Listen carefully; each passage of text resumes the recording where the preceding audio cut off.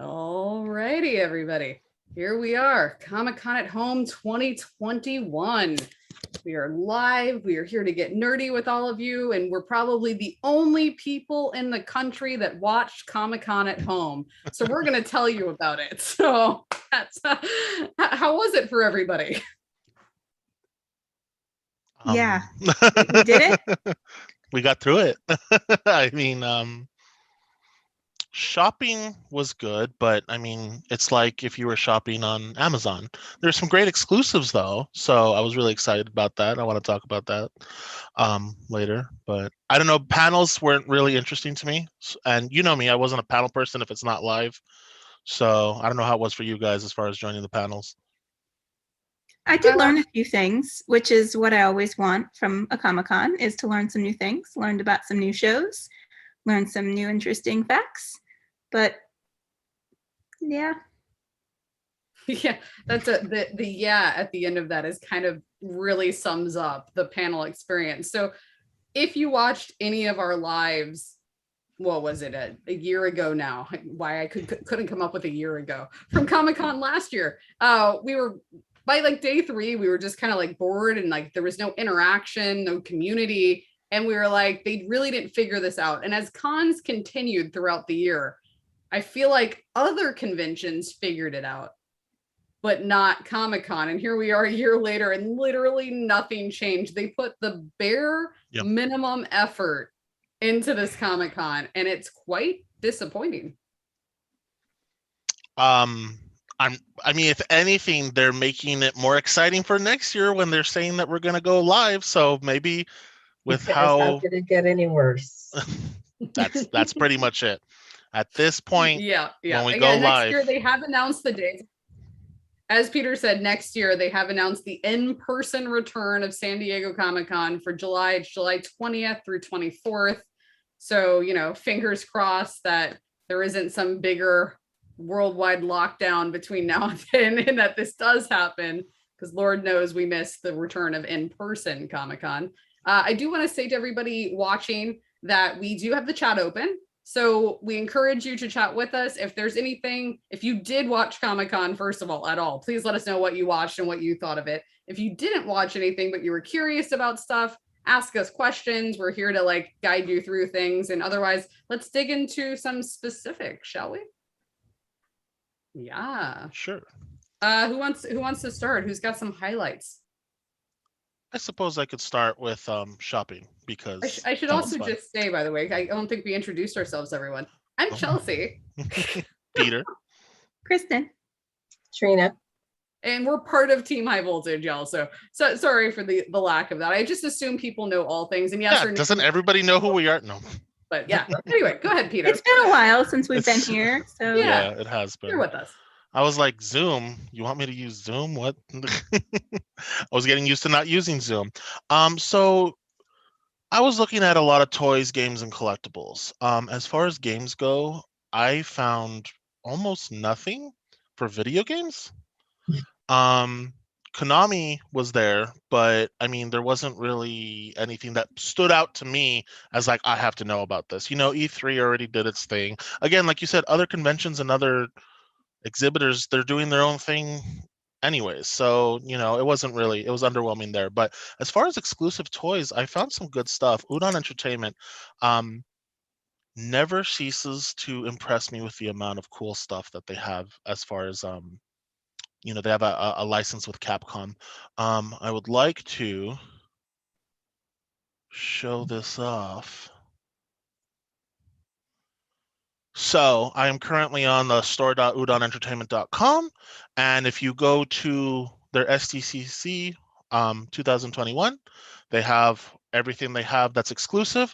And for this week only, as in that's ending this Sunday, today, for every $75 spent, you will get these random metal cards. They're Street Fighter cards, and I have a picture right here. They're very nice looking. Actually, no, this is the King's Fighter as well. But so you know who the so you know that the metal cards are. They've been doing this for a while now. They have some limited edition metal cards based on their Street Fighter series. This is the King's set, which is all the bosses from Street Fighter 2. But if you get $75 or more worth of product, you get either Ken, Ryu, or Blanca. So those are exclusive to as a inclusion to what you purchase. So that's pretty exciting. I really like the pins that they have. Here's Shantae. They're one of Capcom's video games. These are really cute. I just thought these are adorable. I haven't done pins for a while, but these are popsicle, like the old school ice cream pops, but the characters, like some of their famous popular like that. characters, Ryu, Chun-Li, Akuma, and the Blanca one just got me because I love the gumball eyeballs. We go for that first. That candy was so good, and it's not too expensive either. So really cute, limited edition. Love it. They also had some Peter, shirts. There's Yeah. something really exciting what that happened with the merch this year, though. You bought your very first Comic-Con exclusive. Oh, Woo! you know. Yes, I pulled the trigger on that one, so to speak, because last year there was some good stuff, but nothing really stood out. But you know that I've been talking to you that I'm starting to collect toys and figures and stuff, at least high end. So my first purchase, and this is a San Diego Comic-Con exclusive, was the Iron Man Black version. And it just stood out to me because he has die-cast parts. He's fully articulated. He has the nice posing arm. I just had to have Now it. tell me, because the exhibit hall is a nightmare to navigate, and in 1 year they have not gotten any better with that. How did you come across this exclusive? How did you find it? Well, I have it right here. Literally, I was just looking at toys and figures. You can even choose like Asian, Black characters, any sort of thing like that, LGBTQ. So that's really exciting. And then I made sure that I looked for exclusive product. So if I uncheck this, it would be everything that they sold. All the toy companies would do that, but this was specifically exclusive product. So if I search So Bandai, you did use the exhibit hall to find it, like Udon. Yeah. Since their stuff was just sent to their mailing list and anybody could buy it off their website, but this you actually went through the exhibit hall. Yeah, so this was exactly through the exhibit hall. And you got a nice list of toy and collectible vendors, and this mark meaning that they have exclusive products, that stood out very nicely, and it was easy to find what I needed. And the Bandai Namco collectibles had some of the best stuff that I saw. They were releasing a Golden Axe line, the old school video game, and I'm not a big fan of that series, but I want to point out, if you could look at the zoom in here, one of the features on this is it's seamless. So that's pretty exciting. He has no joints or anything. He's completely seamless, which is amazing. Wait, zoom on like his kneecap again? Say it again? Like zoom on his kneecap again? Ah, yeah. So no completely joint thing. seamless. Yeah. Yeah. I mean, I was just looking at the big old bicep that he had. So this is the full event exclusives for Bandai Namco. So they have a bunch of these, and Cryptozoic loves to do their cosmic Cryptkins, which is just variants of what they already have. And this one stood out to me just because I love the colors of this one, and he's so cute. It's Cerberus in like this lava red color. Very cute. And the last thing that I came across, I'm not a big car collector, but the Next Level stuff, they were releasing a few exclusives, and you know me and Batman. This is the 1989 Batmobile, fully die-cast, 124 scale figure. That would look good in my collection, I think. I think it's pretty great. So they had some good exclusives. I'm not upset with the exclusives at all. There's some really good stuff. I enjoyed looking at Udon. Udon had the most stuff. I had a ton of exclusives. But as far as figures go, it was a little underwhelming. So other conventions, they do their own thing. But yeah, I got my first exclusive, and I was really happy about that. That's exciting. Is that all you got? Was that your big purchase? That was it was $95. Are you kidding me? I'm on summer vacation. I'm not making the money yet.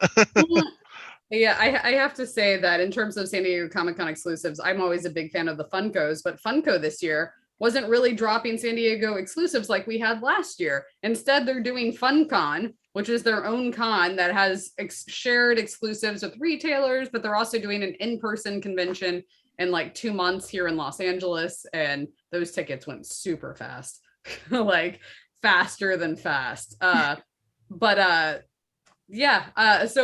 there wasn't much interest in going shopping for me because the stuff I would normally go for was like, okay, the only thing exciting is Her Universe really did, like they always do at Comic-Con, a Comic-Con collection.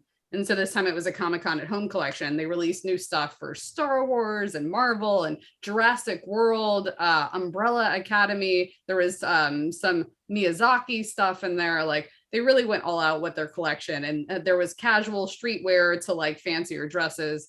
So that was kind of cool. But I think Trina and Kristen will agree with me here that what's really missing is the swag and the giveaways. And last year, there was still an opportunity to get some giveaways and even some swag. This year, there was just no swag at all. And that's really, I'm sorry. It was a that's the one thing I swaggerless was looking for because, you know, Kristen scored last year. She had something to talk about. And I was like, where's the stuff? Yeah.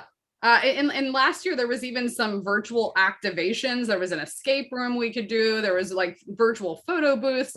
None of that this year. And then the giveaways were like, there was probably, I feel like by the end of it, there was like 50 or so giveaways last year that I signed up for. There was like 5 that I saw this year. I was just like, I have the list. I listed every single all right, one. let's go. Let's hear it. Like more like a sweepstakes than a giveaway. And it's mostly the books, the book publishers. A lot of them were still doing sweepstakes. One of the trends I realized were that a lot of them were pushing the children's books versus the adult books. And I don't know if that's just a trend or a new theme, but there was lots of children's books.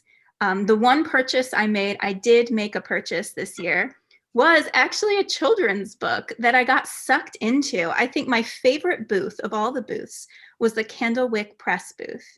Oh, their scavenger hunt was fun, yeah. Yeah, this is for several reasons. And one of the big reasons is that they did have something interactive. You could do a scavenger hunt. You could also watch some of their videos to get code words to enter their sweepstakes. Like there was something you can do. And one of the videos I watched was for a children's book. And I ended up enjoying it so much. The author did a reading of it. The book is called The Rock from the Sky, and the author is John Klassen. And he did a reading of the first chapter, and I was so enamored with this book. I went ahead and got it, and they were doing a 30% off for everything, you know, during this weekend. So they were doing everything right, Candlewick Press. So I need to applaud them. Yeah, I have to say it was a genius move to get people to actually watch their videos by saying you have to watch the video to get the code word or phrase to enter the sweepstakes. Because that is genius. Yeah, the panels that I sat through this year, last year I sat there and made myself watch the whole panel. This year I was like, boring, fast forward. Oh, this looks interesting. Okay, nope, fast forward. Like, and by putting in a code word, which I tried to cheat, I'm not gonna lie. I went to their first video and was like 10 minutes of this author talking, like, oh my God. So I did, you know, when you scroll over on YouTube, you see that icon. I slowly scrolled to see if a code word would pop up in a thumbnail, and it didn't, which meant that you had to listen for her to say the code word. And I was like, well done. Oh, by the Well way, done. if you're paying attention, Yeah. the code word is a little thing. Yeah, no. I was actually surprised because the code word wasn't one word. It was literally this giant phrase. I was like, am I supposed to answer that question, or is that question the phrase? Very smart. Yeah. So as a reminder to those of you watching, please chat with us in the chat room. We would love to hear from you and hear your thoughts about Comic-Con at home, or just if you're just now coming home from the weekend, because the world is reopened and people are doing things. If you're looking like, what should I catch up on? Ask us that. And, you know, we're just about to get into the good stuff. I think right now we're just in that, let's complain about what this wasn't. Because Complaining this was is fun. not Comic-Con. Because it wasn't Comic-Con nor was it Comic-Con at home, because last year felt way more like Comic-Con at home. This was just like a thing that existed Anybody Well, else feel that? I think Agreed. it was a vehicle for a lot of studios to do some announcements. Nothing huge, but But nothing huge. Like these announcements were for like, I feel like smaller things. Like I was thinking about this. Other than DC's Legends of Tomorrow, there was no DC news. There was no Star Wars news. There was no Marvel news. There was no Harry Potter news, like Fantastic Beasts or anything. Like a lot of major things. There wasn't really any film news. It was all TV shows that came in too. Like it was very interesting what they chose to actually highlight in panels. The biggest, I went through this with Peter before we went on the live. We looked to see what got the biggest views over the last few days. The Paramount Plus animation block that features their brand new Star Trek content. And Star Trek is a huge property. We know this. I was like, 11,000 views. This was the first panel on day one, and it only got 11,000 views. The panel with the most on Saturday had like 95,000, and it was for a Disney Channel animation that I've never seen, and that's saying something. So like, I mean, the Doctor Who panel only had 25,000 views. Like these are panels that last year were getting 150,000, you know, like it's definitely not as many people paying attention this year. Well, like you said, not much going on in the film realm, but I guess the most interesting thing I found was the watch parties. I don't know if you saw those, but I did. I joined a couple of them. Yeah, and I thought, okay, that's kind of interesting because, you know, they're putting up all these old films, all the Star Wars, the I watched an episode of the Ewok series, a Little Shop of Horrors, even a couple classes like Maltese Falcon, things like that. So I was like, okay, not much film-wise going on, and if you don't have, you know, Stars or HBO or Paramount or Disney, you can watch some of these for free. So, well, I mean, you actually could not watch them for free if you didn't have that one. If you logged in, you had to connect to your Disney Plus account or your HBO Max account, etc. That's how they get you. Sucks. Rude. Yeah. That would be an opportunity to show off the platform. Cool that if you did connect it and you were in that room, they were usually providing fun trivia facts or behind the scenes. And then today I noticed that they actually did a bunch of the panels in that way, that you could watch the Doctor Who panel with an ASL interpreter. And then you actually had some sense of community because there's once again no live chats or even comments on these videos for, I don't understand what they're doing. I don't know, but I did one of those as well. I watched Scott Pilgrim versus the World. So much fun. Love that movie. The audience watching it were all very interactive with one another, and there were moderators who were really great. That was one of the highlights of my weekend for sure. That Little Shop of Horrors would have been awesome. Yes, I agree. That really would have been fun to sit through. I didn't even know that they were doing that. I will tell you that my highlight of this year was the Her Universe fashion show. In terms, I sat through a lot of panels this weekend, Friday, Saturday, and Sunday. The Her Universe fashion show was high definition. It was edited and professionally made. It looked like an event. It felt like I was watching a reality show about fashion with like judging and everything that goes into it. And it actually kept my attention. Where like a lot of these were basically glorified Zoom calls like we're doing now that provided no, I was going to say content, that's not the word though, but like they didn't add value. There was no new trailer or anything. A couple of people did like a blooper reel or a teaser trailer, but not all of them did. A lot of them did not. And I just want to applaud Her Universe for actually putting in the time and the effort, the resources, the money, everything into trying to bring the fashion show to all of us this year. Like they're the only company, because they weren't at Comic-Con at home last year, that actually figured out, hey, let's figure out how to do this and bring the essence of this event that's in San Diego to everyone at home. And they did it. Yeah. Like, bravo. Yeah. Well done, Her. Yeah. So a bunch of cheers for that. Definitely, I encourage everyone to go watch it. Amazing dresses and stuff that were designed. Some of my favorites, there was a girl that designed this magic school bus look. And when you go and watch it, she's in group 1. There's 5 groups in the panel. Blew me away. There was also a Scarlet Witch design where the girl came out in this like gray tones jacket. And I looked at it and I went, how is this Scarlet Witch? I don't understand what's going on. Like I don't see her symbol on the jacket. And then they all had to walk their own runway like at home. She's walking towards the camera and she starts to take off the jacket. I went, there's something else to it. And she opens it to reveal full color, like WandaVision. It went from black and white to color in this look. That's clever. And then had her full Scarlet Witch underneath it. And I was like, yes! Yeah, like just That's like awesome. Blew me away. Her name was Christine Geiger, if anybody wants to look her up. But then I got to share my screen for this one, y'all. Oh my goodness gracious. Great balls of fire. Get ready for this. Hold on. It's not showing me the screen I want for the share. 1 second. Let's zoom, y'all. Here we go. Get ready. This dress doesn't look like much right now, right? Okay, so this is Star Wars inspired. It's her Darth Vader inspired dress. Looks pretty cool. Here's another look at that train. And I was just like, oh, she's fierce. I like how fierce she is. I definitely get Vader vibes. Guys, Death this Star train too. lifts up. It lifts up into this Death Star. You see this? This is Saw it coming, but I did not. incredible. That's crazy. Watch this. Are you seeing this? Fabulous. That is epic. That's insane.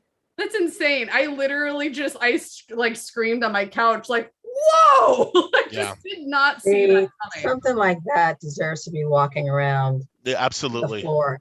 Absolutely. People need to see this like Maybe right not there. the floor. Can we say like the lobby at least? You just don't want to be hitting the head when she lifts it on Walking around the convention center. Just Oh my let it goodness. go. Just her, nobody else. Yeah. Okay. Make way. Everyone get out of the way. But yeah, so that's my tease about the fashion show. I was like, if you want to see more, y'all, you got to go and actually go watch this panel. It is fantastic. These women did a great job. I mean, literally, these pieces were just blowing me away. And there's stuff from Howl's Moving Castle, Twilight. Peter, there's a Ghostbusters look that will blow you away. All right, now you're making me go have to see this then. Yeah, totally. And then here's a bonus for everybody watching. If you do watch this panel, guess who you'll see? Who's she pointing to? I'm actually in I'm part of the Her Universe community. I'm a Her Universe ambassador on my Instagram account, Sprinkled by Magic, if you want to follow. And they had members of the community record a video about what Her Universe and being part of this community means to us. So there's a nice little montage moment, and you'll see me and Tiffany, who runs my account with me, on screen. So that just breaks up some of the fashion show in there.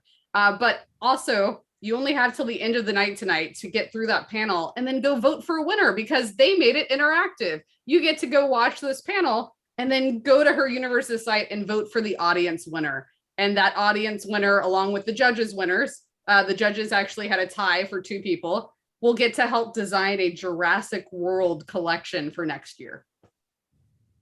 So that's pretty cool. It's exciting. So yeah, that was my number one highlight of everything from Her Universe, well, from Comic-Con in general this year. And clearly, I think you know what my highlight was. Chelsea. Looney Tunes? No. I was standing in the bathroom when you told me about it. Oh my God, right. I walked up to Trina. For those of you that don't know us, we live together, even though it looks like we are in different places right now. During the Doctor Who panel, there was a big announcement. We've got a new character coming in this new season coming later this year, and it's played by Jacob Anderson. And I immediately had to tell Trina, because Trina loves her some Jacob Anderson. Actually, his name is Raleigh Ritchie. That's the guy I love. Yeah. I will say I marked that panel as one of my favorite panels all weekend. I thought it was one of the most exciting, and then I realized why that was. I think it was the most exciting for me because most of the panelists were in the same room. In the same room. Yes, I felt the same way watching that. I was like, this actually feels like something right now.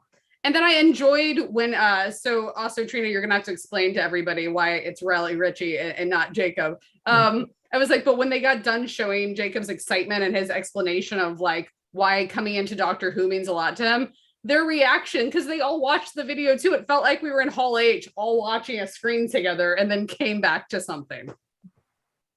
Yeah, that was cute. I watched not all of it, but I watched some of that, and I was like, yeah, all four was the four people sitting on the stage together, actually talking. That was nice. And as for Jacob Anderson versus Riley Ritchie, y'all know Jacob Anderson was Grey Worm on Game of Thrones, shot him to fame, but he's obviously making his living as an actor, but his primary goal in life is he's a musician. So he's a singer, and his pseudonym is Riley Ritchie. And I found him a couple of years ago, just, searching music like I normally do. And I found this music on Spotify. I was like, wow, this sounds really good. I like it. Had no idea it was him. Next thing I know, I'm listening to Grey Worm sing. Next thing I know, I'm seeing Grey Worm perform at the El Rey. And he's good. Nice. That's good to hear. I need Riley to look Ritchie. that up too. Now you get to see Grey Worm run some sort of spaceship in the Doctor Who universe. And he's the lounge singer on the spaceship. He could be doing double duty.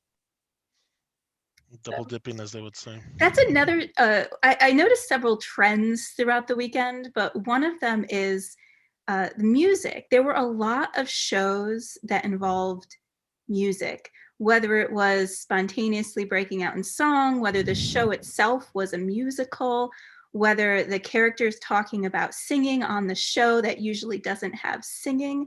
There was a lot of people singing, and maybe that's a product of the pandemic. They just want to bring joy into the world through song, but it was a trend I saw this weekend. Interesting. Where did that pop up for you? Well, like I said, there's like 2 or 3 shows that are basically musicals, a lot of them animated. There's some that just involve the characters now suddenly singing. My favorite, I'll tell you my favorite, and this is something that you guys might have watched, was the Lucifer panel. Yeah. When Tom Ellis, who plays Lucifer, was talking about doing the musical episode and some of the songs and what they meant to him, and just how that was a game changer, I guess, for the show, is just the importance of song and what how Lucifer brought music back into his life, into his world. And I loved that. I also I love the Lucifer panel in general. It's the only panel that the entire thing kept my attention all the way through. But it was so short. It was like 22 minutes. It was the one panel I was actually like glued to, and then it was just over. And then everything else, I was like, why is this still going on? But that was a really fun panel to get into. And it's a great, especially if you want some like clues as to what you might see next season in season 6, I highly recommend you go and check out the Lucifer panel. I will also say that Star Trek presentation that was part of Paramount Plus's new originals, that they have a whole block of animations coming, would not have been as entertaining had it not been for Jerry O'Connell. And I would like to give a giant huzzah to Jerry for just killing that. He was hilarious with everything from energizing, just like, I actually even found out, did you know, I wrote this down because I thought it was interesting, that how they created the energizing graphic in the original Star Trek was by swirling glitter in a jar and putting a flashlight underneath it. Wow. Yeah. Awesome. Now that you say that, I can see it. You can see it. Yeah. I can literally see it. Yep. I had never known that before. And I was like, what? Yeah. Why can't I see you at home, Chelsea, just trying that, going, whoa, just at home, just yeah, I got the jar right over how here. Did they not win an Emmy? How did they not win an Emmy for those special effects back then? Yeah, seriously, right? That's going to be something you use on one of your TikTok posts. Speaking of TikTok, that's a great reason to bring it up, though, Kristen. High Voltage is now on TikTok. Woo! So if you're on TikTok and you care about those things, you can follow us at High Voltage Mag, and we're sharing old 60 seconds interviews. We have new ones that have never been posted anywhere before on there, plus all sorts of other nerdy pop culture fun, including like coverage from premieres and other sorts of events that are popping back up. So give us a follow if that's something you are into. Also, another thing about the Jerry O'Connell was how he kept constantly making jokes about Will Wheaton.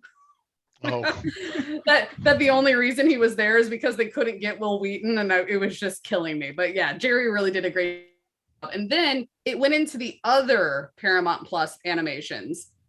They were not good. They were really tuning out with Stephen Colbert is painful, y'all. oh no. I love Stephen Colbert. So do I. I was actually kind of excited to see this like parody of the news, nerdy version, whatever was going to happen. That was painful, y'all. Well, So what would you say 1 or was 2 episodes of those? They're kind of cute. I mean, it's been on for what, a couple of years now, tuning out the news? I don't know. Yeah. It's Maybe not a my couple- thing. I'll just tell you that. Was it like a couple of minutes? He did a special Comic-Con at Home news edition for it. No. That was just, I felt like missing the mark in every way. I didn't finish watching that. That was the end of that panel. I said, next, please. I think tuning out the news works in its original format, which is like usually 4 minutes or less. That's probably. It was definitely like a 2 or 3 minute thing for this panel. So, but yeah, I don't know. It's apparently a whole new thing coming to Paramount Plus where they're doing a full season of whatever. So if that's your thing, it's coming to Paramount Plus, y'all. Before we leave that panel, I did have a thought about the Star Trek thing. I wanted your guys' opinion on this. Star Trek is becoming animated, or has been animated, in 2 different series that they talked about at this Paramount Plus panel. I found that kind of weird. Like, I'm not used to Star Trek being animated. Right. And they looked great. Like, and one of them was like more to kids, and one was more towards adults. It looked great. It just seemed like a different entity, not Star Trek to me. But that's another trend I think that we're seeing now, is we're seeing worlds being animated. Another one that I saw was the why am I blanking on the Blade Runner? Blade Runner now has an animated series. There was a whole panel on that. And so it's weird. Like, it's a trend. I feel like, I don't know how I feel about why it. was like 70% of the panels this year about animations too? Like, it's a huge thing that's happening. Like, that's part of this trend of whatever. But I'm there with you. Like, I haven't actually started watching Lower Decks, or obviously Prodigy hasn't started yet.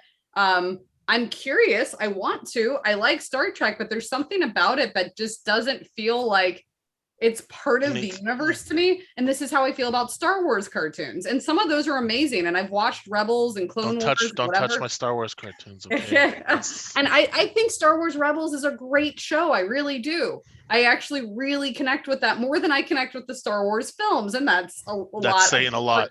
People are going to fight me right now. I understand. But like, I also hear my issues right now with all of these animations that are coming out. I'm noticing that there's 3 styles of animation now. Everything looks like Rick and Morty. Yep. Everything looks like Star Wars, Clone Wars, Rebels. Yep. I was like, or it looks like Central Park from Apple TV Plus. Right. Those are the 3 things. It's one of those 3. And I would like them to be a little bit more unique. Like, everyone that's graduating art school is pretty much like, I'm gonna make a show that inspired me to go to art school using the same animation style, pretty much. So on that note, I think we did get something quite unique that was presented at Comic-Con. So unique, in fact, that, again, I don't know how I feel about this. But did anyone watch the panel for Ultra City Smith? It's an AMC Plus show. And it's animation, but it's stop motion animation. Okay. The tone is very dark, gritty. The main character is a detective. There's also, it takes place in this wacky town, lots of weird things happening, but it's all stop motion animation of baby dolls. Okay, that's creepy. So it's these baby dolls running around this wacky town in these very serious, dark situations where there's like murder and mayhem or what have you. And then every once in a while, these baby dolls seem to break out in song. So you Everything about what you're saying right now, just You're excited about this, or you're trying to? I'm just saying, you guys are asking for something new, an original, a different take, and I'm providing it for you here.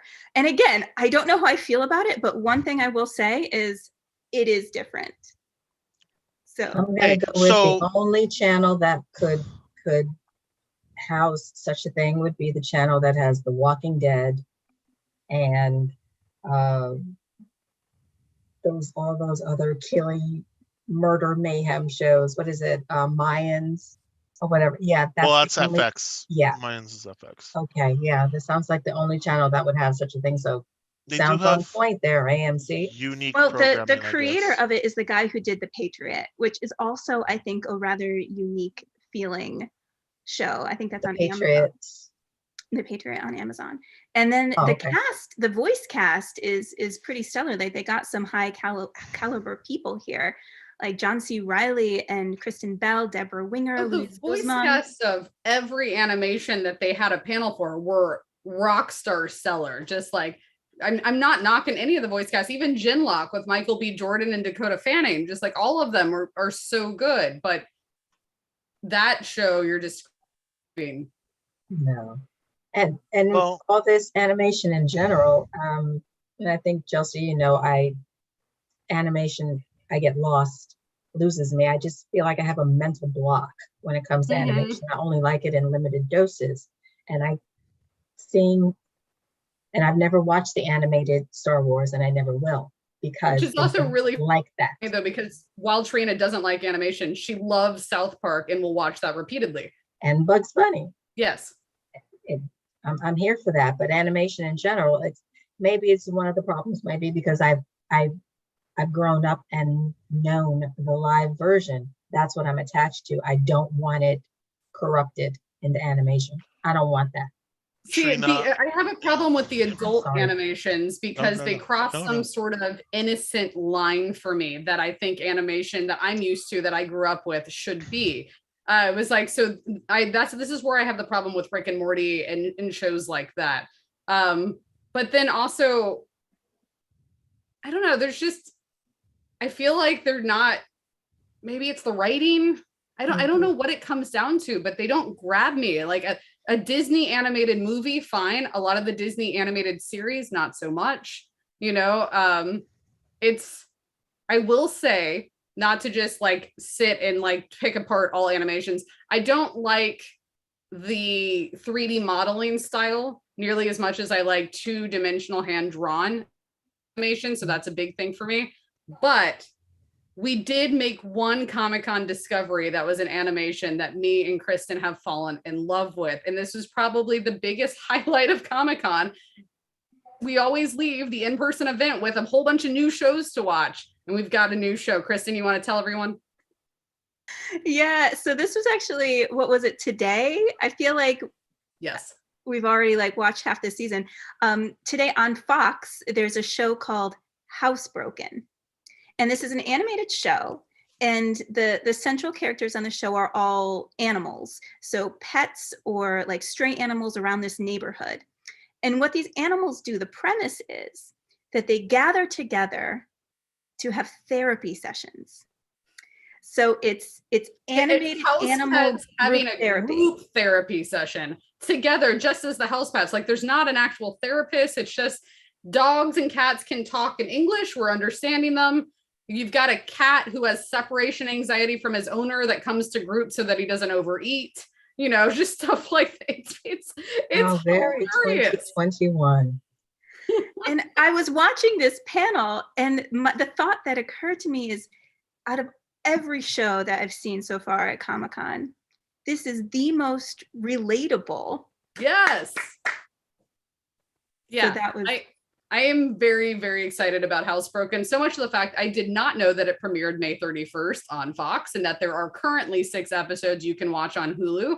And I ended up watching a lot of the show today. That was my big Comic-Con moment. I also want to take a moment to say hi to Tiffany and Dylan, who are in the chat room, and thank you for joining us. To those of you that have had a problem finding our link to this live, I think I just finally resolved it because now it looks like people are coming in as well. So you'll have to watch the first half on another day when the archive goes up. But for now, we're still just kind of digging into things. Tiffany just said she's excited about animated worlds. She loves her Star Wars animations, which we know, especially she's all into Bad Batch right now. It's really funny to me because I am the animation person. I'm the complete opposite of Trina. I love animation. I think it's a really good medium for certain things. That being said, talking about things that were live action and now animating it is becoming a problem to me. Chelsea, we talked about this with MODOK. And you're like, MODOK is coming out and he's so cool. He's from the X-Men and stuff like that. And I'm like, I don't like it's a complete joke. It's stop motion animation, which I love as well. I watched Robot Chicken when it first came out. I'm so into that stuff.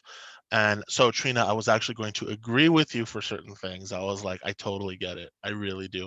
But you were like, Peter, look at all these panels. We all have our styles that we like. And you're like, there's so much animation. You're not a fan of the stop motion animation. I love the stop motion. Like, oh no, I love the stop motion. No, I'm saying funny. I'm a fan since Robot Chicken, but you're like you're listing off all the panels for animation. You're like, what about this one? I'm like, how about this one? I really don't care about that. This one. Yeah, no, I called Peter. Like Kristen was underwhelming. Like, did you notice that all of the panels this year were like animation? So I called Peter and I was like, might be your time to shine. And then Peter was just like, I think Masters of the Universe is like the only one. That we're about to get into that, yeah. And last thing on animation, even though I kind of dislike animation, we've got all these Marvel animation series that are coming up, and I didn't see or hear anything. Yeah, again, there were no announcements from Marvel whatsoever, and we have What If like 2 weeks away. Like this was the perfect time to like launch a bigger presentation for What If, and just nothing. It was crazy. There are 2 more animations I would like to talk about before we get into other things. Especially there was something I was going to ask Kristen a while ago, and we've gotten way off, but we'll come back to it. Central Park, I mentioned that everything's like looking like Central Park. They did have a panel, and I just wanted to acknowledge that this was the only group of people at Comic-Con that I felt like actually understood what we were missing out on by not being in person. And especially Lauren, who's one of the creative heads of the show, he said something in particular that was so good, I needed to repeat it here on this live. He said, Comic-Con is the church of the fan. And I had never thought about it like that, but I agree. Comic-Con is my church. Yep. It's the nerd. What about you guys? What do you think? When you told me that, it was spot on. Like, it's an important fixture in nerd culture, and it's not just San Diego Comic-Con, but the Comic-Con, like whatever con that you go to, is such an important fixture. But San Diego Comic-Con is really important to us, so absolutely, I agree with that statement 100%.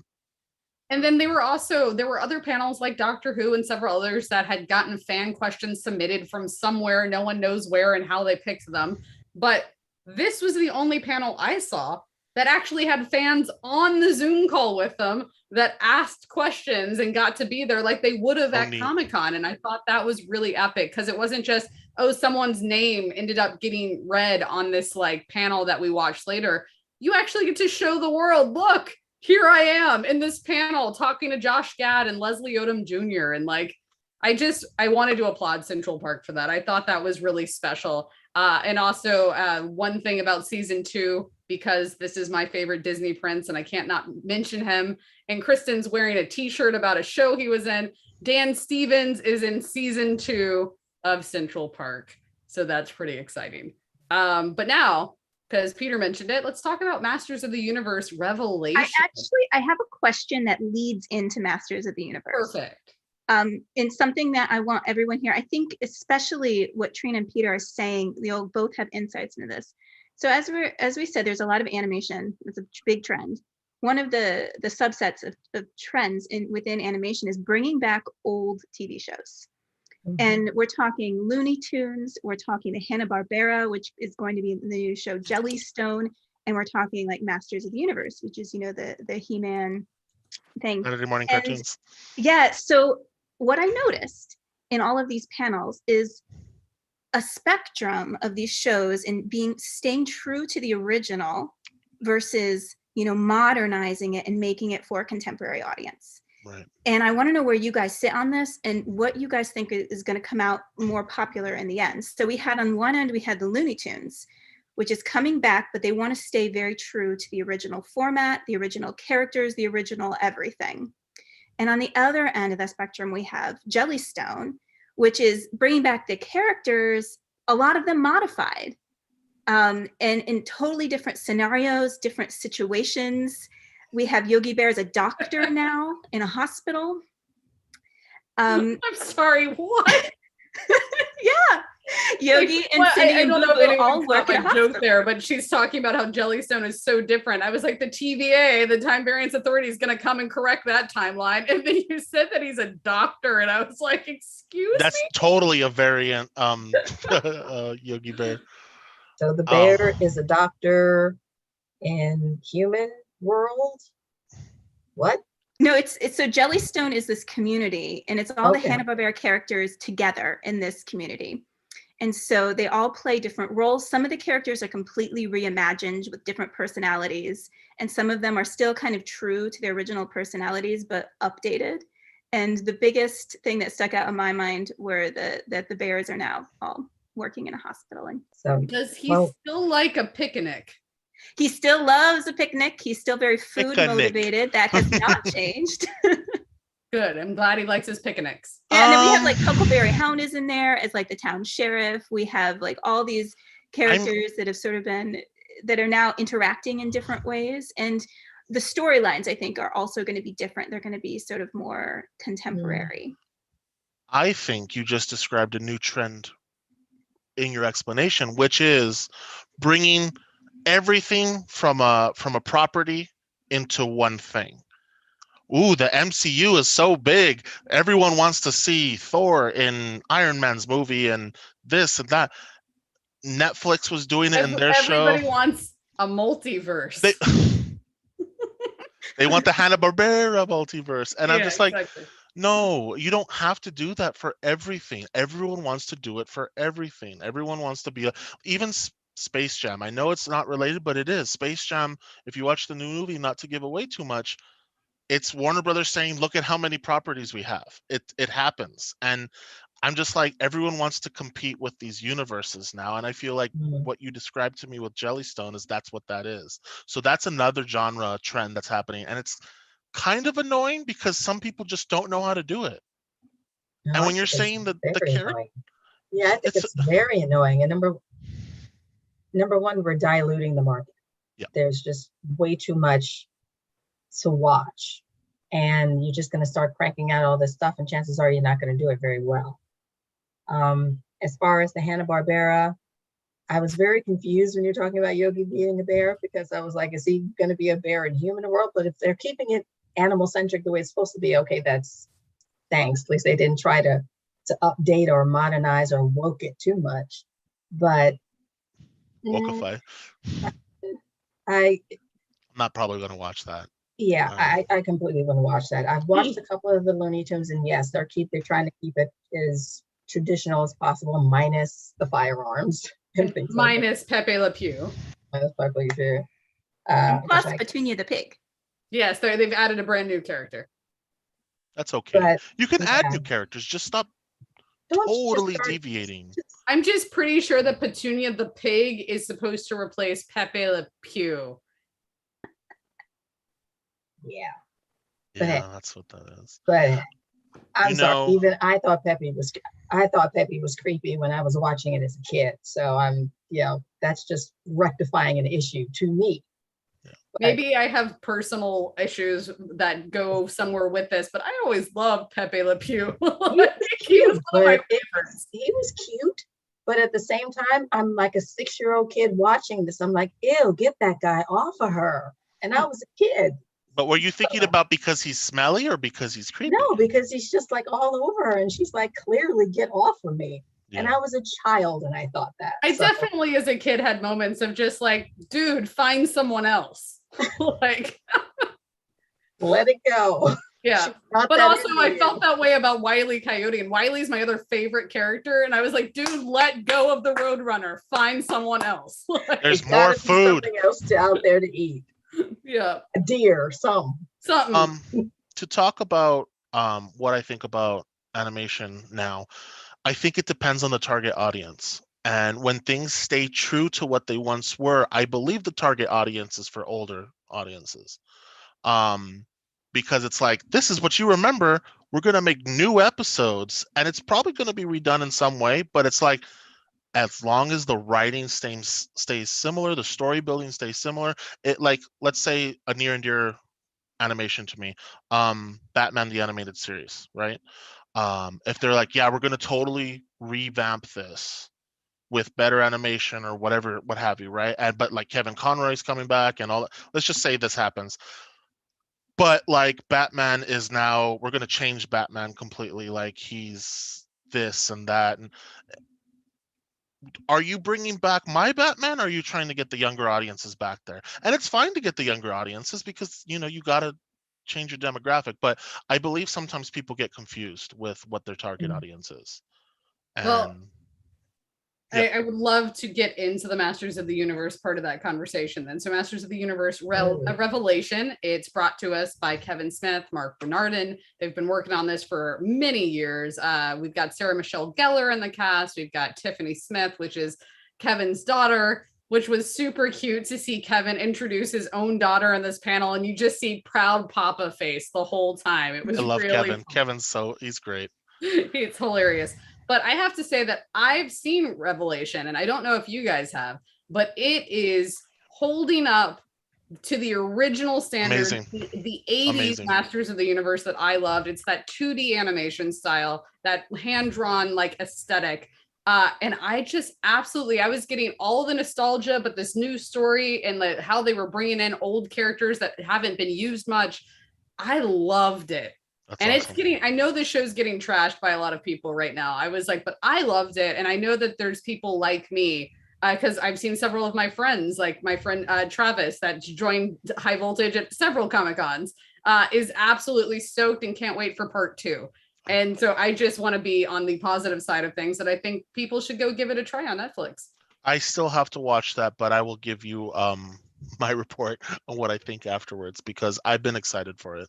And the toy line that came out looks really cool too. So, you know, going back to toys, but you know.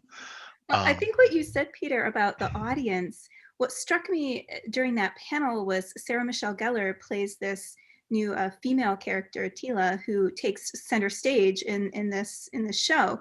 And she was saying, she was asked if she had watched the original.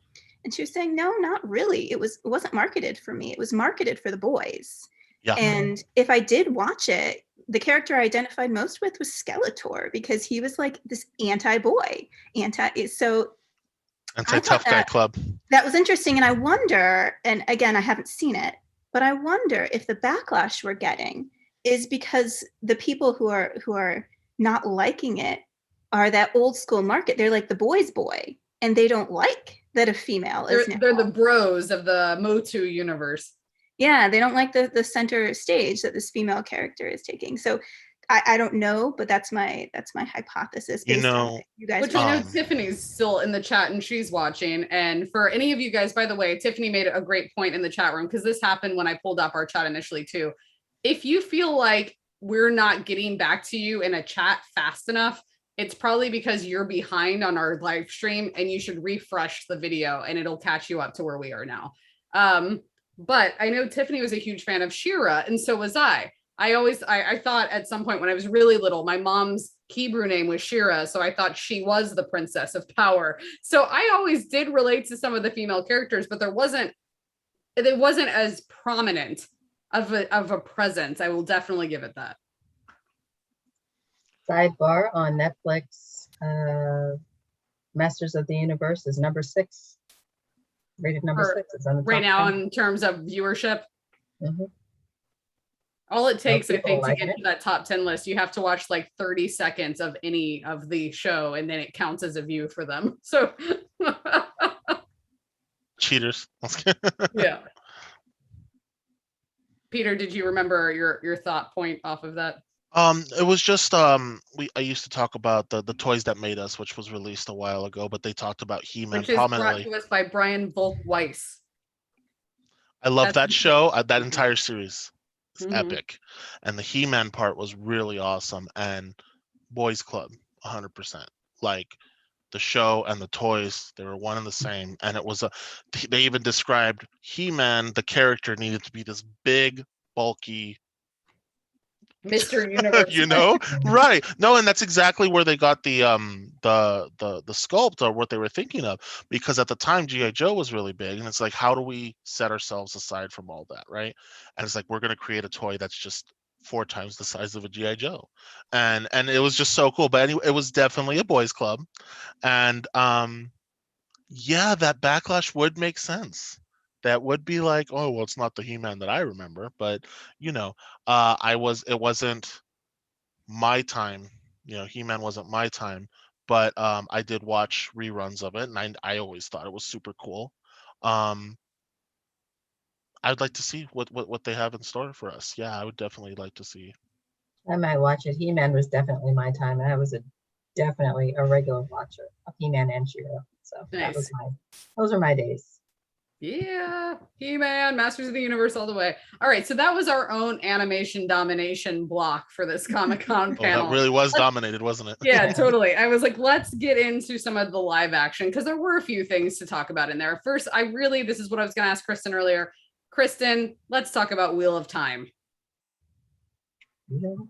I know we have different opinions on this particular panel, but Wheel of Time is the opinion is only about the panel, not about the panel. Yes. Wheel of Time is this epic book series that I am currently in the middle of reading. Very, very much into it. Very, very excited about this new Amazon Prime TV show surrounding it. And so when I saw that there was going to be a panel about it, I got very excited. And it was is the creator of the show, the showrunner. It was just him sort of having this one-on-one interview with the moderator about the TV show. And I was very into it. I particularly liked the discussion they got into about the value of point of view characters, POV characters.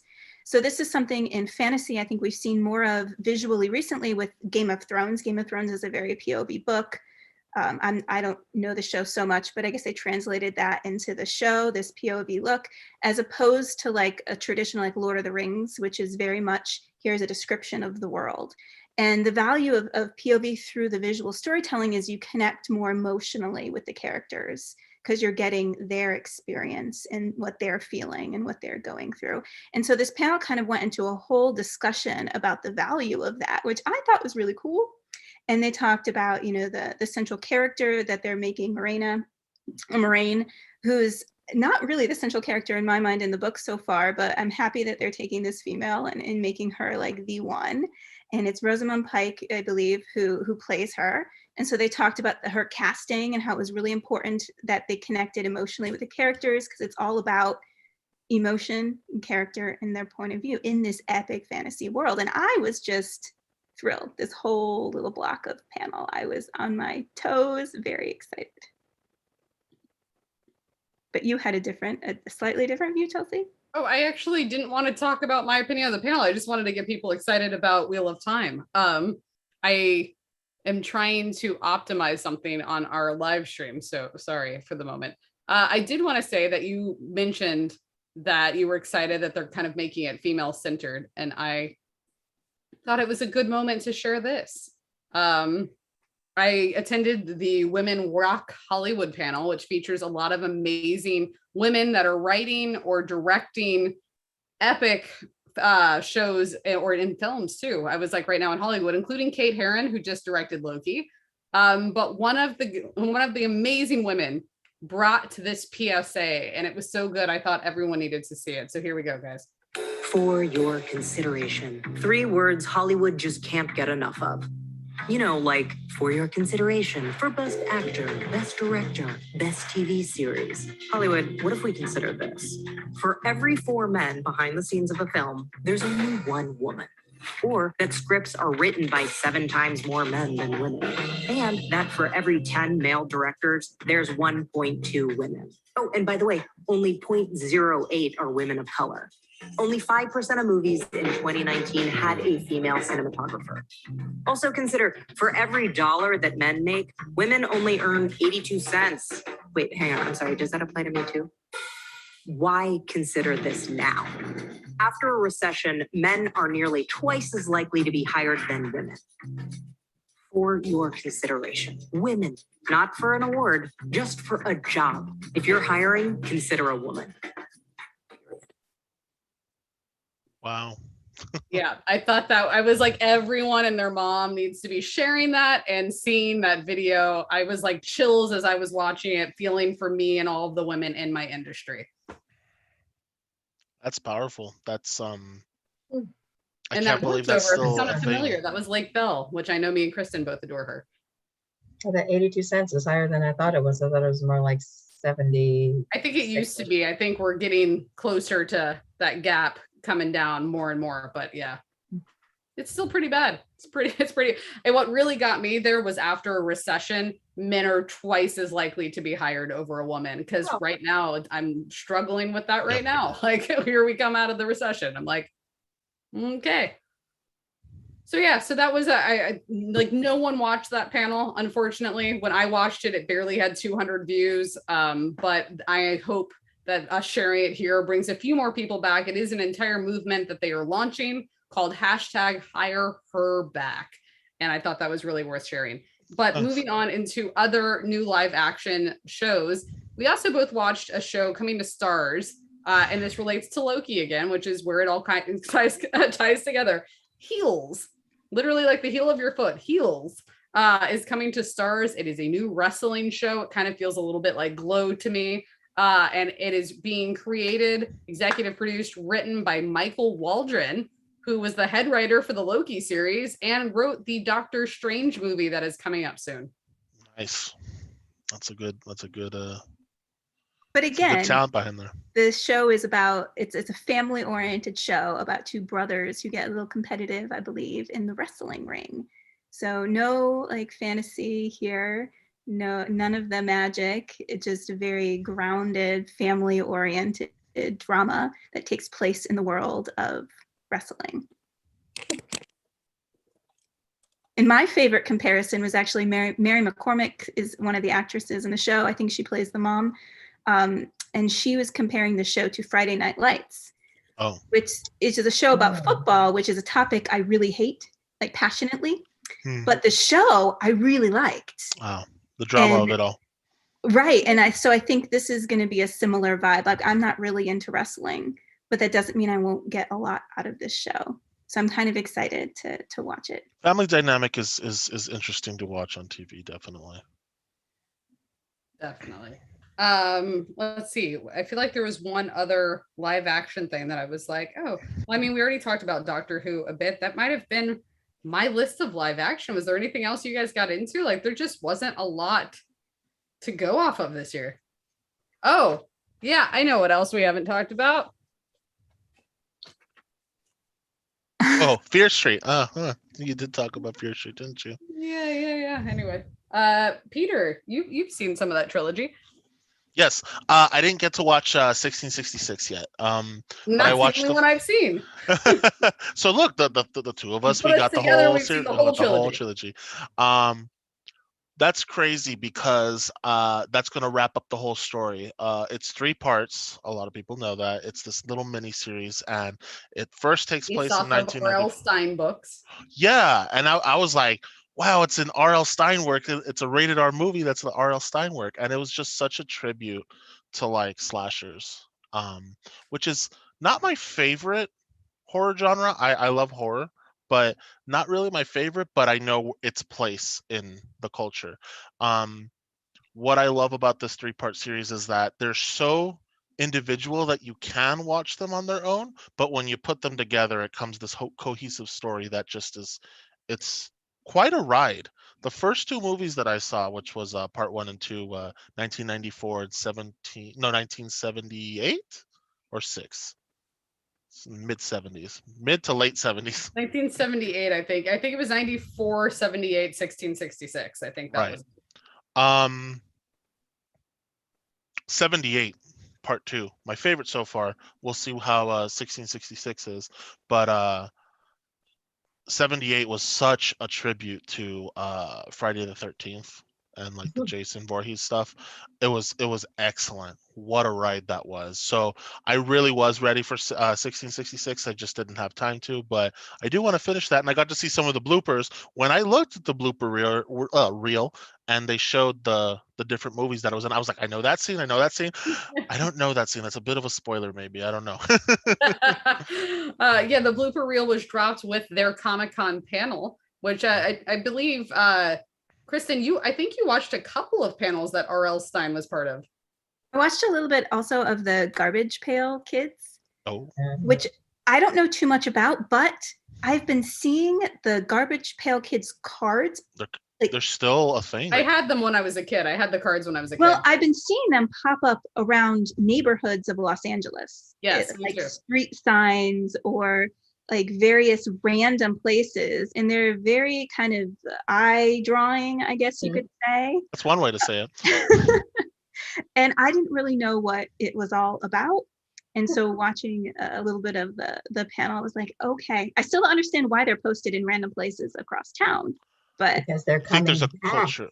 Well, Come back. they've been around. Yeah, I But- think the being posted around town is more of like a kind of a drug deal thing that's going on around town. Marketing / drug deal. The way that they used to hang sneakers over the wires That's to like mark. Garbage Pail Kids. Just go next to That's Up fair. Chuck Chuck over there, and you'll see. Yeah. Unfortunate. Oh no, that took a turn. I was not expecting that. Yeah, I was just like, stop talking about that now. That was good. I like that. But yeah, you sat through a few other book panels as well, Kristen. oh, I sat through a lot of book panels, mostly to try to, fill out my to reads list on Goodreads, which I'm a little bit obsessed with, my favorite social media platform these days. I don't know that. Social media platform. I just thought it was a website. There we go. Oh no, you Oh. comment, you rate, you review, you like your friends, what they're reading. It's very Hey, we need to interactive. be Goodreads friends. Absolutely. Right. So you get to set your book challenges for the year. I'm at 50 plus books right now. Of So I'm course you thinking are.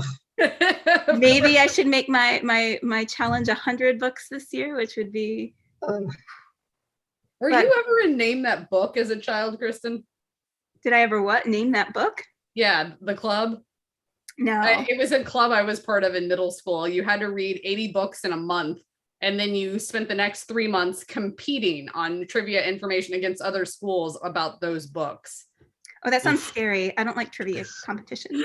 I just the way you were like, maybe I'll do 100 in a year. I was like, dude, I remember when I used to do 80 in a month. Woo. Yeah. No time for that. But I will say I did notice some trends, some things that are coming out. Something that sparked earlier when you were bringing up that women in the industry video.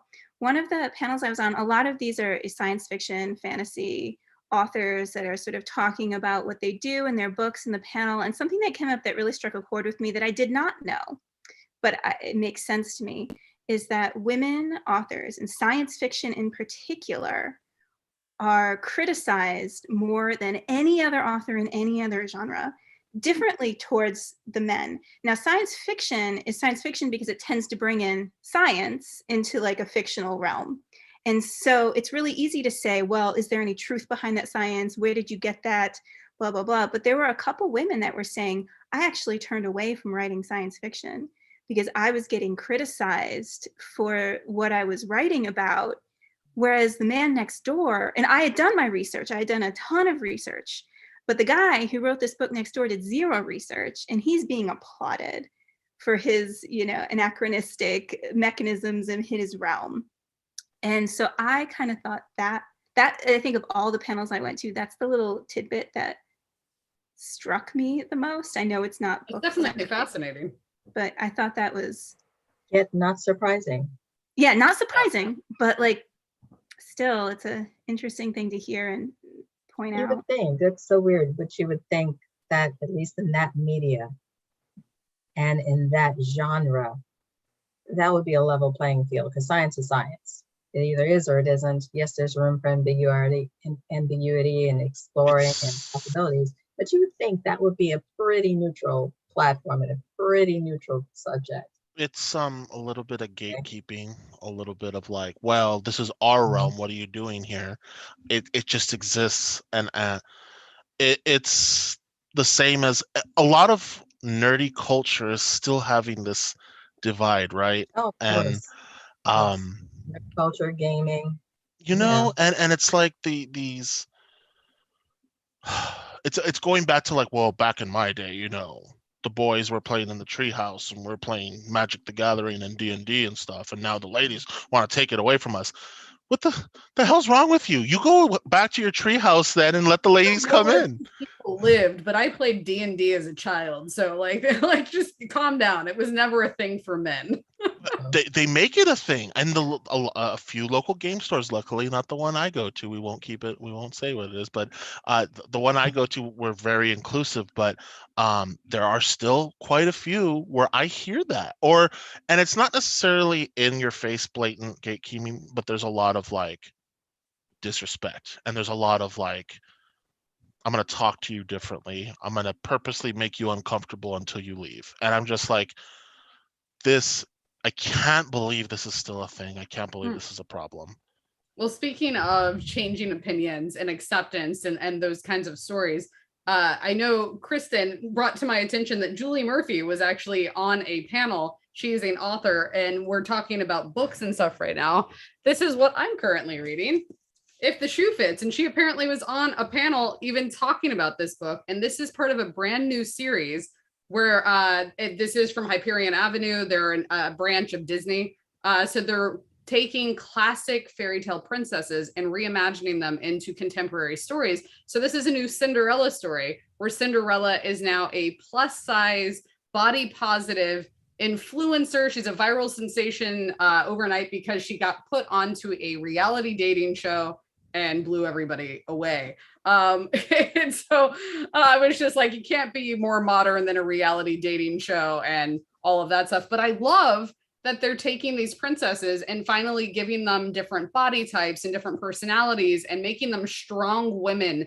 And, like those stories growing up, I never really connected with the princesses, a lot of them, because there was nothing here, literally here. There was nothing in their head. And they just were chasing after a man, and it wasn't relatable to me. Plus, they were all like blonde and perfect bodies. And like, I was like, where's my brunette? And then we got Belle. And I was like, I mean, I do like books and stuff, but like, I still didn't even really relate to Belle. But now we're getting these stories that like, I feel like this could happen. Like, she meets Prince Charming, quote unquote, on an airplane, and the way that they just start striking up a conversation on a 5-hour flight. I'm like, I feel like that could happen.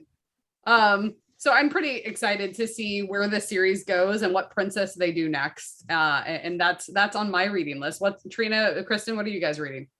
Well, sorry to interrupt. I just wanted to say that I probably won't read any of these books because I'm an anti-Disney person, but I like the twist on the title, so I'd be interested in seeing what they do with the other stories.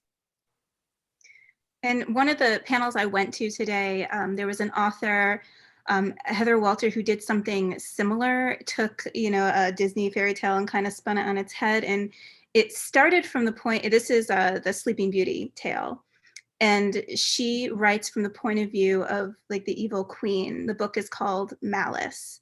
And it talks about basically how this evil queen kind of became to be, like from her like early. There's a whole series of these villain stories where we're getting the villain perspective and humanizing them in a way that I love it. I love those stories. What struck me is something that you just said, Chelsea. She was saying that the hardest thing to do in this book was write about Aurora, because the princess does appear in the book. She is a character. She's not the central character. And she said after her first draft of writing this, just as in all the different iterations of Sleeping Beauty, her Aurora character was kind of flat, kind of dull, was very passive. So she actually did another version, another pass in this book in order to give that character some more like action, Substance, more substance. personality, more exactly. So I really appreciate, and I've read the book, and I actually thought that the Aurora character was one of my favorites in the book. She's very kind of the naughty princess. She's trying to figure out how she wants to rule one day, so she has her goals, but she's trying to figure out, you know, how to become that She's person. not a trophy while still princess. She being actually has some parent. substance. Yeah, exactly. And that's what the author was talking about. The panel I saw today was exactly what you were just saying, Chelsea. So that's very fitting. And you know, the other thing that I'm liking about If the Shoe Fits is that Cindy here is not a princess. She doesn't have that title. I was like, but it is this character that we know and love. And she did lose her father and mother, and she is with her stepmother, who is a Tremaine. But then we also have Gus and Jack, the mice, as her little siblings. Not as animals, but as like just that she has triplets that are like her little nieces or step brothers, or however the step thing works. I'm very confused right now. Step people. I just love, so there's all these things that you know and love to add into the story that you're like, oh, that little moment, that's a fun little Easter egg. But then she's a fashion designer that is obsessed with shoes. And this is her, and she's a strong woman with her own career goals. And like, yes, thank you. You know? Sidebar, now that you mention it, and you've seen more of the Disney animations than I have. I've seen them, you know, classic Beauty and the Beast, blah, blah, blah, blah.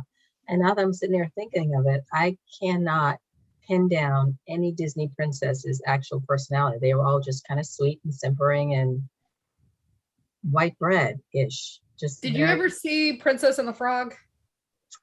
Probably, but I don't remember it. But Tiana, just, that's like, the only one I can think of that has like a Kiana personality. definitely had a oh yeah, Kiana definitely had a personality, but she was a later.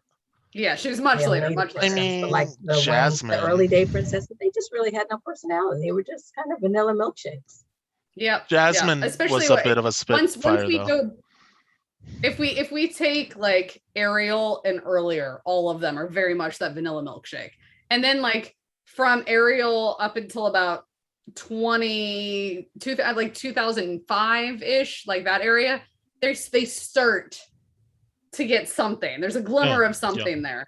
And then since then, they're getting better. Like we've gotten Brave from Pixar since then, and Merida definitely has a personality, and I love her for it. But yeah, I'm excited to see these strong women and have these relatable characters. And then like, I literally not even done reading this book right now, and I can't wait to see the movie. I'm like, turn this into a movie. Nice. I think that already did. J-Lo starring something. What'd you say, kind of J-Lo movie or something? Because it sounds like a certain J-Lo movie I remember. What Made in Manhattan, is that what we're thinking of right now? Yeah. Mary just said Merida, she was fire. Yep, yes, she absolutely was. Even with her orange hair, literally fire. Just. I did have another fact that I learned going to these book panels that brings a question I'd like to pose to you guys. And the panel was actually a panel on audiobooks. So they had all these fantasy authors come and talk about making audiobooks, including like Andy Weir, who's had, you know, lots of success starting with the Martian, and Brandon Sanderson, who's one of my favorites, writing several different epic series. And they were talking about that Sanderson in particular said that 50% of his sales on his books are audiobooks. But there's a huge division in how people want their audiobooks. Do they want it the straight read, or do they want it voices by one actor, or do they want it the cast read, where different people are providing different voices? And apparently this is a hotly debated topic in the community of I could see that, definitely. Listeners. So I was wondering where you guys sat on this. Well, you already know how I feel about this. Go for it, Trina. I don't know this. I want to hear this. Also, Trina, there's someone in the chat that I think might actually be somebody you know, Phoenix Rising. Oh, that's probably my mother. Yep, I think your mom's here. Hi, Trina's mom. Hi, Mom. Anyway, Trina, take it away. Oh, God. Okay, let's talk. Audiobooks. from my audiobook experience is kind of not limited. Yeah, it is limited. And I already know how I feel about this based on the current audiobooks that I am listening to. As Kristen knows, and I think you too, you know as well, Chelsea, I've been reading, I'm throwing up the air quotes for reading, the entire Game of Thrones, Song of Ice and Fire series. The entire series is narrated by one gentleman, and his voice is fabulous. The fact that this man has a job in voice work, appropriate. The problem is he does character voices. The character voices are horrid. And I might be biased, but I really don't think it is. I've tried separating it when I listen, because I thought, well, maybe I'm just comparing the live action that I've seen with the characters that I know and the voices that I know, and I'm judging that. No. He does terrible voices. His speaking voice, fabulous. His voice is awful. Every woman. I like the narrators that are able to just hint at a voice by changing inflection and tone. Sometimes if you have a huge voice cast and it's a full theatrical production and then it feels like a radio play, I can get behind it. But when they're just doing voices like that, I'm with you, Trina. Yeah, the problem is, like I said, his speaking voice is great. So if he were to just narrate and read the book, it would be fabulous. But his voices are all kind of one-dimensional. Most of us know what Game of Thrones is about and what period it's set in. All his female voices sound like old grizzled snaggletooth women. It's just terrible. All the men sound like guttural, cockney, toothless bastards. And then, I mean, but that's very appropriate for Game of Thrones then. But every single character, every single male. That's true. Jon Snow should not sound like a cockney. Lisp and guttural. It's just no, dude. I also have to say that I have a hard time when I'm like Lord of the Rings, Game of Thrones, all of this would fall into it. Now that I've seen the series, the movies so many times, I kind of want to hear those characters do those voices. And I have that like be great.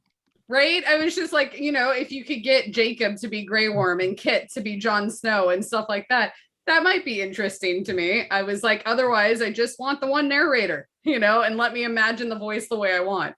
Yeah, I would like to know if you gathered 1,000 audiobook users, what the split would be versus straight narration versus character voices. And it probably would depend on the character voices. But sidebar, can you imagine the cost of getting the Game of Thrones characters? That's exactly what I was going to say. What I was going to say. But but then you've got Neil Gaiman doing Sandman, and the Sandman cast for the Audible is amazing. Like it can be done with the right situation. Mary in the chat says that she's always partial to straight reads. I support this. I support this 100%. And like I said, I think I'm usually good at being unbiased about things. And I just tried to separate the fact that I know that Cersei doesn't sound like this dipshit that he's making her sound like. And Arya doesn't sound like this. Oh God, he makes Arya sound like an idiot, a freaking idiot. But no, it's just his voices aren't great. So there we go. So what Sanderson on audiobooks? Well, I was going to let Kristen go first, and then. Oh, well, I was going to say what Sanderson around this idea of costs. Sanderson actually does 2 versions of all his books. He does one version that's a straight read and one version that's a cast read, because there's such a split, there's such a divide in the community, and it's 50% of the sales of these books. So he does both. I thought that was really interesting. That's logical and smart. I when I get my books from the library, I've only seen one version. I didn't know there was an option. It really just depends on what the series is and who the author is and how much weight they have with their publisher or what the publisher wants. Every book's different.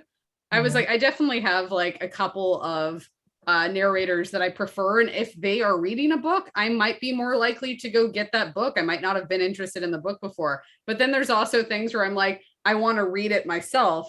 But then they announce that like Taron Egerton is reading the book. And now I'm like, okay, well, now I have to hear Taron read this book. Like it can really just go any which way for me. And sidebar, my homeboy Dan Jones is coming out with a new book, and I've read most of his books, and then also listened to the audiobooks. And his audiobooks are usually narrated straight, but then they're history books, so that's that. But he's got a new book coming out called Power and Thrones, and I think people like me have nagged him enough that he's actually narrating his book. He's reading his book for the first time, and it's about time. And there won't be, and there shouldn't, I hope to God there aren't any voices. It's a history, it's a book of, about the history of thrones and power and the monarchy in relation to, all that nerdy history stuff that I like. So there shouldn't be any voices. But yes, Dan Jones is narrating his first book. Yay. As far as audiobooks go, I don't have many, and I've heard other people listening to audiobooks. And the one that I heard the most was Harry Potter. I thought that was narrated pretty well. And the voices, I don't remember who it was that narrated that, but it was a man.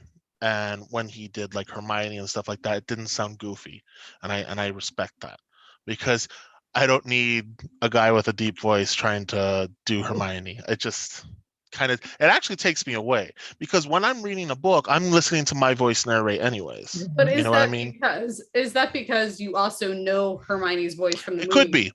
It could be. I read the book first, and if I wonder what it would have been if I read a book first and then I listened to the Audible afterwards, and maybe it wouldn't bother me. Also, I don't remember which of you said it depends who is narrating. That's really interesting, because sometimes I'll seek out an audiobook if it's narrated by someone I like. There was it was like a YouTuber that I was following, and he was supported by Audible, and he's like, you should really listen to, and it was Sam Jackson reading Good Night Mother Effer. So it was Good Night Moon, but it was rewritten. That's hilarious. Now I'm gonna have to go find New York that. Good Times Night Moon was bestseller, my jam as a guaranteed. kid. How can you not? I'm just like, it's time to sleep. Let's listen to Sam Jackson. Good night, Mother Effer. So Oh my God. I love it. Mary just asked, what about male versus female narrators? She finds that for some reason, male narrators are better for straight read and female narrators are better for character separation. Is that everyone else's experience? That's a really good question. Stop asking these hard-hitting questions. Somewhat related to this, my favorite book that I listened to this past year, because of the narrator who was female and did a straight read, was A Deadly Education by Naomi Novik. And I think the reader just captured the essence of the main character. She was British. The reader was British. She's very snarky in her reading, and that was who the character was. But it was pretty much a straight read. She didn't do voices or anything, and she was my favorite. But on the other side of the spectrum, my least favorite audiobook that I've listened to in recent years was His Dark Materials, the cast version of that, because the female who did Lyra was so annoying to me, her voice, that it took something away from it. So I wonder if it's not that the males can do it better, but if the females are just more polarizing. Well, one of the earlier books might have been the second book in the Song of Ice and Fire. I found a version of it narrated by a female, and I didn't get through a chapter of it because she was, not that there's anything wrong with Irish people, she had an Irish accent, and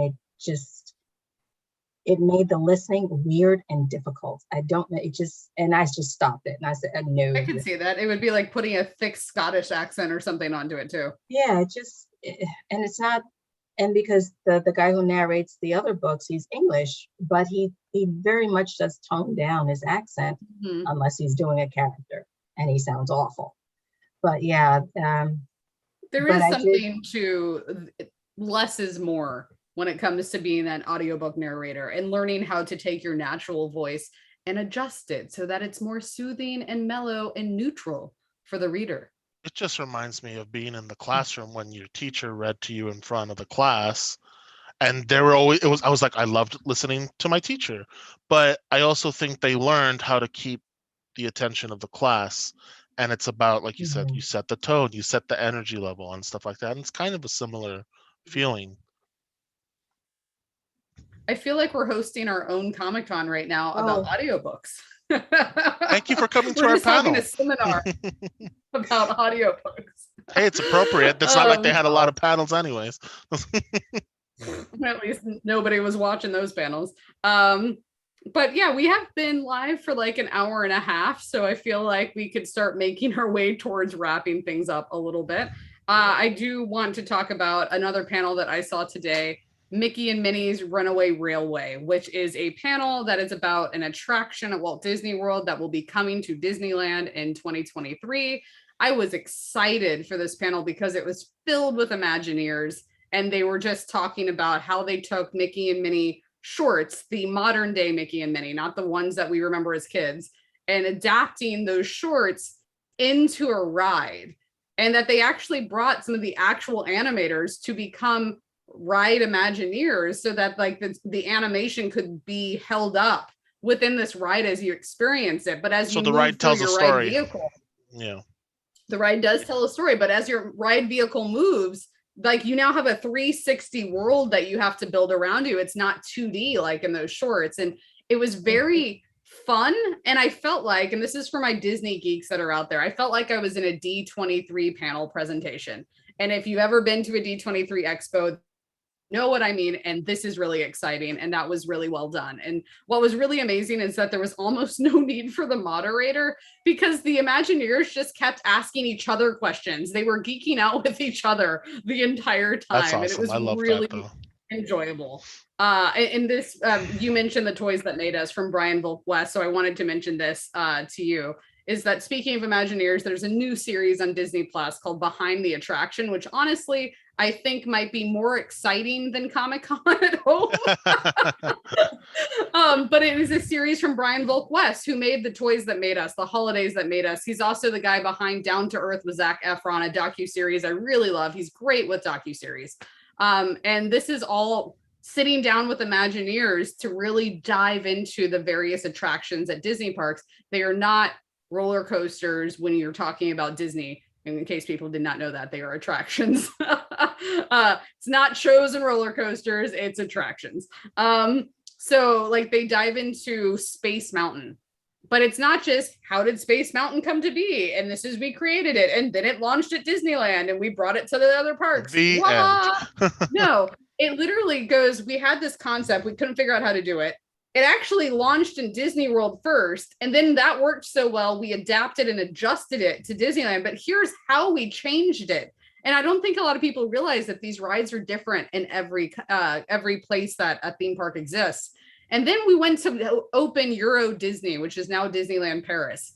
And apparently there was stipulations from the government because Parisians don't tend to favor American things. And they had to adjust the ride to be a different type of experience. And then the same thing happened when they brought it to Shanghai Disney, to the point that I didn't know that Shanghai Disney did not have Space Mountain, that instead their Tron ride is what is in place of Space Mountain. I knew they had a Tron ride, but I did not know that that's why there is no Space Mountain, because China needed to have something entirely different. They couldn't just have Space Mountain.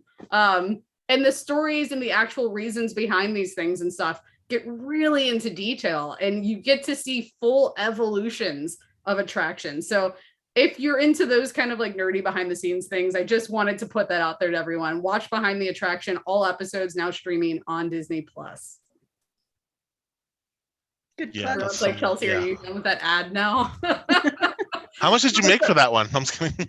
Promise you it wasn't an ad. I just really wanted to share that. No, it's something I really want to watch now. Yeah. Yeah. Otherwise, let's go with our some bullet points of where this felt like Comic-Con, where it did not feel like Comic-Con. I had a celebrity interaction that felt like Comic-Con. I tweeted something that I did not tag this actor in, and he liked it.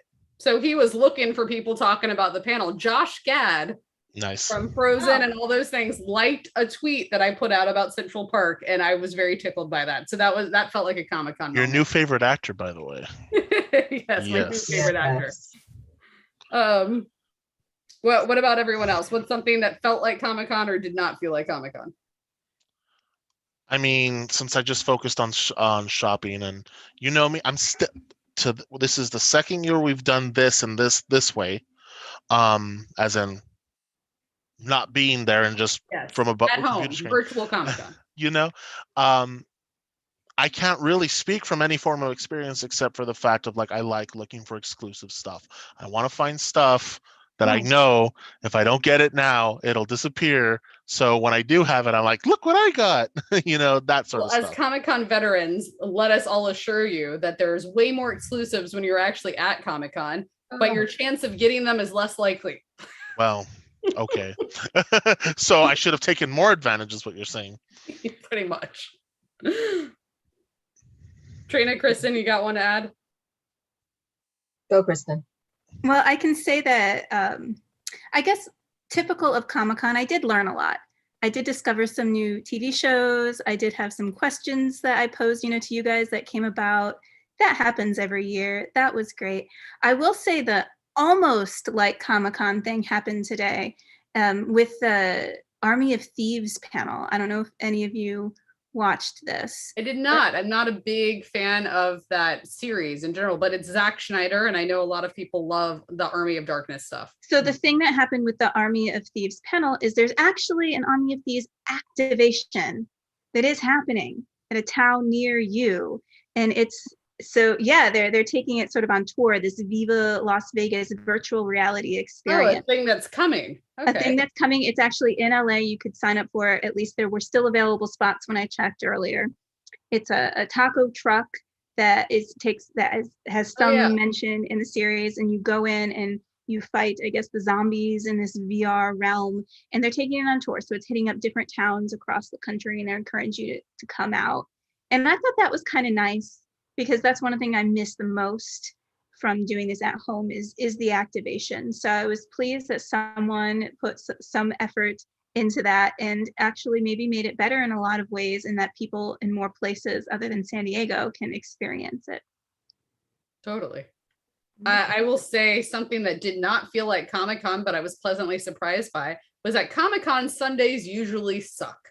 And Sunday was the best day this year. Okay. All of the heavy hitting panels, everything I wanted to see, the things that made me the most excited about Comic-Con at home all happened on Sunday. So that was a nice little change of pace for you. I guess my feels like Comic-Con, not like Comic-Con thing is, well, the last time we were at Comic-Con, I remember standing outside the Witcher press room trying to get in, hoping I would get in. I was on standby because who doesn't want to interview Henry Cavill? Come on now. And I didn't get in, so I didn't get any Witcher action in our very last Comic-Con. Same thing this year, because there was no Witcher action at this year's Even Comic-Con. though the new Witcher anime is coming in a month. Yeah, but The Witcher actually had their own con earlier this month. Yes, they did 2 weeks ago. WitcherCon 2 weeks ago. Yeah, they did. Netflix hosted their own thing. They were probably like, "We're out, we're done," which we're seeing that trend more and more, that like DC had DC Fandom last year, and Disney's not really doing much because they're launching their own like D23 and Star Wars Celebration and stuff like that. Like, will Comic-Con in person next year be what we remember it to be? And hopefully they'll bring The Witcher. So that's my like Comic-Con. But that makes me think, because I wish they would have had something Witcher like. What's something you wish would have shown up that you would see at any other Comic-Con or a normal Comic-Con? What did you miss? Like one particular panel besides Hall H, Kristen. Besides Hall H. I actually do miss Hall H, Ballroom 20, and Indigo Ballroom. I miss being there and touching the ground and stuff too. But in particular, I miss Tom Hiddleston. Thank you. Fine. Kristen, you probably just miss having a bag of 32 books to carry home. I do miss all the books I've always taken home. I miss the swag. I don't miss the 18 pounds on my back and the backaches and all the pain from carrying that stuff all day, though. Oh, Peter, it's going to be so much fun when you come with us. You can't wait. Know what to do with yourself. Probably not. I'm going to be asking you guys for help a lot, so get ready for that. You're going to be like, shiny thing. Oh, well, Chelsea laughed the first time she had me go to WonderCon you know, or even LA Comic Con, and I was like, there's so much stuff, Chelsea, oh my god, and she's laughing, she's like, this isn't even like a quarter of Oh, yeah. what San Diego Like has. 25% of San And I Diego. was already like, there's just too much stuff, I don't know where to go. And we may need to take your credit card away from you. So Probably. No, don't joke, just saying. But I mean, if you do Comic-Con right, you also don't have to pay for food and drinks and a lot of swag and things like that too. So if you want to buy a couple of exclusives, it's okay. Make room for the exclusives. We'll give you a daily allowance. I will prep you right now, Peter, that right now, in order to get an exclusive, you just have to set an alarm on your phone and log into a website at a certain time. At Comic-Con, you're going to need to get in line 24 hours in advance overnight to camp out for the exhibit hall line, to then hopefully get in and be the first one to find your way through the maze of the exhibit hall to the booth to get it before it's sold out. So what you're saying is, in my hotel room, I have that wall of like, well, I need to go here and then this location here, and then I have to have my map and my schematics out. It's like crawling through the vents, and we're there. You might want to make up your own mock exhibit hall with the floor map and just like prep it like an escape room. 3D one, you, yeah. like... 360 That would degree. actually be a really fun theme for an escape room, y'all. Getting through the Comic-Con exhibit floor. Should be How an do we get out of here? activation. That should That'd be totally amazing. be an activation. Mhm. That's a great idea. I love it. Excellent. All right. If you have been watching any portion of this, all of this, whatever, we thank you. If you do not already subscribe to High Voltage, please do so. We would love to have you here for more future nerdy discussions. And we have all sorts of fun interviews and games that we play with musicians and actors alike on our channel. Go back and watch some recaps from South by Southwest or Comic-Cons or WonderCons of the past, etc. Before we completely sign off, I would like everyone to name one upcoming TV show or film you are most excited to see. And then we will end on that note. And that goes for everyone in the chat room too. Tell me something coming up that you would like to see. While you guys think about it, I'm just going to start off by saying I can't wait because it's just 2 weeks away and it's the easiest one to name. Marvel's What If. I cannot wait. We have finally opened up the door into this multiverse. We're going to get all sorts of creative stories. Me and Peter actually even came up with our own What If a couple weeks ago, which was pretty good. It was, what if Steve Rogers was not Captain America and instead Bucky had become Captain America, but instead of having Tony Stark design it, Hank Pym had been the one to design it. And so Stark Industries never became a thing. Pym Tech is much bigger, basically becomes way bigger than Stark That was Tech. our what if. Yeah. Something to think about. All right, everybody else, your turn. I think I've already mentioned the things that I'm most excited about based on this Comic-Con, and that's the new show Housebroken, which I need to dive into, and the upcoming season of Lucifer, which comes out September 10th. But it doesn't have to be based off of this Comic-Con. It can just be anything nerdy. Is there anything coming up? All I've been thinking about for the last 3 days is Comic-Con. Don't take this away from her, Chelsea. Okay. All right. Fair. All right. Peter, go ahead. I'm not sure if it got pushed back. I hope not. Please tell me that it didn't get pushed back. Oh my God. Help me, Chelsea. We wanted to see this. That narrows it down to like Taron Egerton. The King's Man. The King's Man. King's Man. Yes. The Kingsman. I am so excited for the King's Man. And I think that's this year still, right? Yes, it's still this year. Don't worry. Well, it was supposed to be last year. Excited about this? You're excited for Ghostbusters Afterlife in November. I was really gonna say it's like a super close tie between Ghostbusters and the Kingsman. But the problem with Kingsman is like I love that series, and it was supposed. Well, I guess both of them were supposed to be last year, right? And then they got taken away from us. Yep. So I think they're really close ties, those two. Nice, but nice. the Kingsman has to be up top. Trina, here you go. Okay. 2 things, probably The Witcher coming out, and actually a new Ridley Scott movie's coming out called The Last Duel, based on a true story. 14th century, of course, it's history, what do you want? 14th century situation, French knight and a squire, trial by combat thing. It's Ben Affleck, Matt Damon, why are those two always together? Because And, they're The best best yeah, friends. and Adam Driver, Adam nice. Driver? directed by Okay. Ridley Scott. So, you know, knights beating up each other. Somebody's gonna die because in real life, I'm in it. happened. I love that stuff. Nice. Well, I feel like everybody else said too, so maybe I need a second one. I do want to say Mary in the chat room just pointed out the Netflix upcoming series Sandman, which I am also very excited for as well. But Trina, a question for you. Which Witcher, the anime, the season 2 of The Witcher, or that other prequel that they're working on? Season 2. Thinking about the prequel, but season 2. Okay, fair enough. Asking if the animated.